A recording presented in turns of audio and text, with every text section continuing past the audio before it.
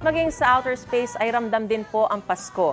Sa video na in-upload na nasa Chandra X-ray sa IG, may tila hugis Christmas tree sa kalawakan. Kulay green ito. May ilang kumikinang na iba't ibang liwanag na parang Christmas lights decoration. Yan ang tinatawag na Christmas tree cluster. Isa itong star cluster o grupo ng mga bituin sa kalawakan. Nakunan ang video na yan nitong Nobyembre sa pamamagitan ng telescope. Marami naman ang namangha sa video na sakto ngayong holiday season. Gusto mo bang mauna sa mga balita? Mag-subscribe na sa GMA Integrated News sa YouTube at tumutok sa unang balita.